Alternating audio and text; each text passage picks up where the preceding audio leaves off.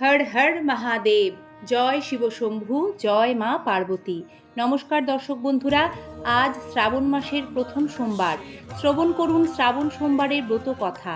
এই ব্রত কথাটি এইরূপ: পৌরাণিককালে অমরপুর নামক নগরে এক ধনী ব্যবসায়ী থাকতেন। অন্যান্য নগরেও তার ব্যবসা ছড়িয়েছিল। নগরের প্রত্যেকে সেই ব্যবসায়ীকে সম্মান করতেন। তবে এত সম্মান ঐশ্বর্য সত্ত্বেও সেই ব্যবসায়ী মনে মনে কষ্টে থাকতেন, কারণ সেই ব্যবসায়ী নিঃসন্তান ছিলেন। তার কোনো পুত্র ছিল না। মৃত্যুর পর তার বিশাল ব্যবসাকে দেখবে, এই অঢেল সম্পদকে সামলাবে, সে চিন্তায় গ্রস্ত থাকতেন তিনি। তাই পুত্র লাভের কামনায় সেই ব্যবসায়ী প্রতি সোমবার উপবাস করে শিবের পুজো করতেন। সন্ধ্যাবেলা শিব মন্দির গিয়ে মহাদেবের সামনে ঘিয়ের প্রদীপ জ্বালাতেন। সেই ব্যবসায়ীর ভক্তি দেখে একদা মাতা পার্বতী শিবকে বললেন, হে প্রাণনাথ, এই ব্যবসায়ী তোমার ভক্ত। বহুদিন ধরে সে প্রতি সোমবার উপবাস এবং পুজো করে আসছে। এরপরই ব্যবসায়ীর ইচ্ছা পূরণ করার জন্য মাতা পার্বতী শিবের কাছে অনুরোধ করেন। শিব হেসে বললেন, হে পার্বতী, এই সংসারে প্রত্যেকে নিজের কর্মের ফল ভোগ করে। ব্যক্তি যেমন কর্ম করে তেমনই ফল পায়। কিন্তু এরপরও পার্বতী নাছোড় বান্দা। তিনি আবেদন করেন, না প্রাণনাথ, আপনাকে এই ব্যবসায়ীর ইচ্ছা পূরণ করতেই হবে। সে আপনার অনন্য ভক্ত, প্রতি সোমবার নিয়ম মেনে ব্রত পালন করে, পুজোর পর আপনাকে ভোগ নিবেদন করে একবার খাবার খায়। তাকে পুত্র লাভের আশীর্বাদ আপনাকে দিতেই হবে। মাতা পার্বতীর এমন আবেদন শুনে শিব বলেন, তোমার কথায় আমি এই ব্যবসায়ীকে পুত্র লাভের আশীর্বাদ দিচ্ছি, কিন্তু তার পুত্র 16 বছর পর্যন্তই জীবিত থাকবে। সে রাতেই শিব ব্যবসায়ী স্বপ্নে এসে পুত্র লাভের আশীর্বাদ দেন। পাশাপাশি পুত্রের 16 বছর পর্যন্ত জীবিত থাকার কথাও জানান। ঈশ্বরের আশীর্বাদে ব্যবসায়ী খুশি হন, কিন্তু পুত্রের স্বল্পায়ুর কথা শুনে তার সমস্ত আনন্দ ম্লান হয়ে যায়। ব্যবসায়ী আগের মতোই নিয়ম মেনে সোমবার ব্রত পালন করতে শুরু করেন। কিছু মাস পর অতি সুন্দর পুত্র জন্ম নেয়, যার ফলে ব্যবসায়ীর জীবন আনন্দে ভরে ওঠে। কিন্তু সন্তানের স্বল্পায়ু হওয়ার কথা জেনেও তিনি খুব বেশি দুঃখিতও থাকেন না, আবার আনন্দিতও হন না। এদিকে বাড়ির কোনো সদস্যই কিন্তু এই রহস্য সম্পর্কে জানতেন না। বিদ্বান ব্রাহ্মণেরা সেই পুত্রের নাম অমর রাখেন। অমর 12 বছরের হলে তাকে শিক্ষা গ্রহণের জন্য বারাণসী পাঠানোর সিদ্ধান্ত গ্রহণ করা হয়। ব্যবসায়ী অমরের মামা দীপচাঁদকে ডাকেন। অমর পড়াশোনার জন্য তাকে বারাণসী ছেড়ে আসতে বলেন। অমর নিজের মামার সঙ্গে শিক্ষা লাভের জন্য বেরিয়ে পড়ে। পথে যেখানেই অমর ও দীপচাঁদ বিশ্রামের জন্য থামতেন, সেখানেই তারা যজ্ঞ করতেন, ব্রাহ্মণদের ভোজন করাতেন। দীর্ঘ পথ অতিক্রম করার পর অমর ও দীপচাঁদ এক নগরে পৌঁছান। সেই নগরে রাজার কন্যার বিবাহের আনন্দ সমগ্র নগর সাজানো ছিল। নিশ্চিত সময় বরযাত্রী আসে, কিন্তু বরের বাবা নিজের পুত্রের এক চোখ কানা হওয়ার কারণে খুব চিন্তিত ছিলেন। রাজার বিষয়ে জানতে পারলে বিবাহে বাধা দিতে পারেন এবং এরপর তারা বদনামী হবেন। এই কথা ভেবে তিনি চিন্তিত হয়ে পড়েন। বরের বাবা অমরকে দেখলে তার মাথায় একটি বুদ্ধি খেলে যায়। তিনি ভাবেন, এই ছেলেকে বর সাজিয়ে রাজকুমারীর সঙ্গে বিবাহ করিয়ে দিই। বিয়ের পর তাকে অর্থ দিয়ে বিদায় করে দেব এবং রাজকুমারীকে নিজের সাথে নিজের নগরে নিয়ে যাব। বরের পিতা এই প্রসঙ্গে অমর ও দীপচাঁদকে জানান। অর্থ লাভের লোভে দীপচাঁদ তার পরামর্শে রাজিও হয়ে যায়।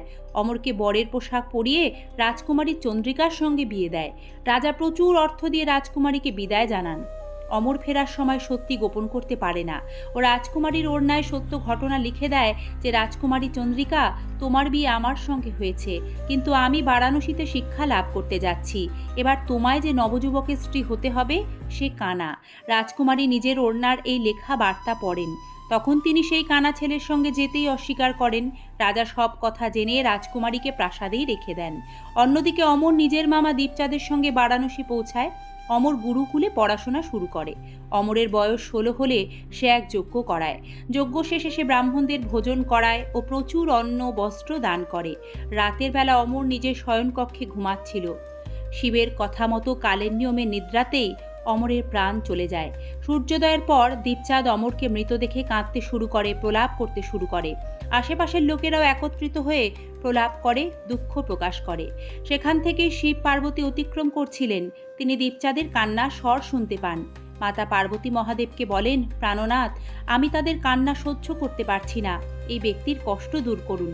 শিব পার্বতীর সঙ্গে অদৃশ্য স্বরূপে দীপচাঁদের পাশে গিয়ে বলেন, হে পার্বতী, এ তো সেই ব্যবসায়ীর পুত্র যাকে 16 বছর আয়ুর আশীর্বাদ দিয়েছিলাম।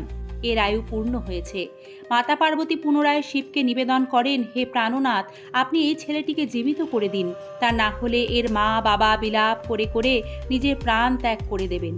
এই ছেলের পিতা আপনার পরম ভক্ত, বহু বছর ধরে সোমবারের ব্রত করে আপনাকে ভোগ নিবেদন করছে। মাতা পার্বতীর কাতর অনুরোধে দেবাদিদেব কালকে খণ্ডন করলেন এবং অমরের প্রাণ ফিরিয়ে দিলেন। এভাবেই কিছুক্ষণের মধ্যে অমর জীবিত হয়ে ওঠে মহাদেবের আশীর্বাদে।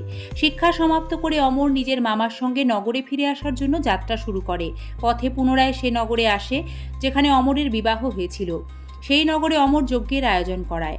নগরের রাজা সেই যজ্ঞ দেখেন, তখনই তিনি অমরকে চিনতে পারেন। যজ্ঞ সমাপ্ত হওয়ার পর রাজা অমর ও দীপচাঁদকে নিজের প্রাসাদে নিয়ে যান। সেখানে কিছুদিন রেখে তাদের প্রচুর অর্থ সম্পত্তি দিয়ে রাজকুমারীর সঙ্গে বিদায় করেন। পথে নিরাপত্তার জন্য প্রচুর সৈনিকও সঙ্গে পাঠান রাজা। নগর পৌঁছানোর সঙ্গে সঙ্গে দীপচাঁদ এক দূতকে ব্যবসায়ীর কাছে পাঠায়। সন্তানের জীবিত ফেরার কথা শুনে ব্যবসায়ী অত্যন্ত খুশি হয়। এর আগে ব্যবসায়ী নিজের স্ত্রীর সঙ্গে একটি ঘরে বন্ধ অবস্থায় ছিলেন এবং মহাদেবের আরাধনা করছিলেন। তৃষ্ণার্ত ক্ষুধার্ত অবস্থায় ব্যবসায়ী নিজের ছেলের অপেক্ষা করতে থাকেন। তারা প্রতিজ্ঞা করেছিলেন যে পুত্রের মৃত্যু সংবাদ পেলে তারাও প্রাণত্যাগ করবেন। কিন্তু পুত্রের আগমনের সংবাদ পেয়ে তারা আশ্চর্য হয়ে যান এবং স্ত্রী ও বন্ধু বান্ধবদের সঙ্গে নগরদ্বারে এসে উপস্থিত হন। নিজের সন্তানের বিবাহ ও পুত্রবধূ চন্দ্রিকাকে দেখে তাদের আনন্দের শেষ থাকে না।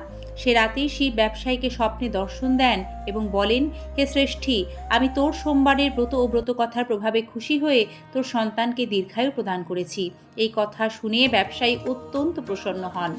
শ্রাবণ সোমবার ব্রতর প্রভাবে ব্যবসায়ীর বাড়িতে আনন্দের আগমন ঘটে। শাস্ত্রে উল্লিখিত রয়েছে, স্ত্রী পুরুষ যারা শ্রাবণ সোমবারের নিয়ম মেনে ব্রত পালন করে এ ব্রত কথা পাঠ ও শ্রবণ করে, মহাদেব ও মাতা পার্বতীর আশীর্বাদে তাদের সমস্ত ইচ্ছা পূর্ণ হয়। নমো পার্বতী পতয়ে হর হর মহাদেব। শ্রাবণ সোমবারের শুভেচ্ছা জানিয়ে ব্রতকথা এখানে শেষ করছি। সকলে ভালো থাকবেন। ধন্যবাদ।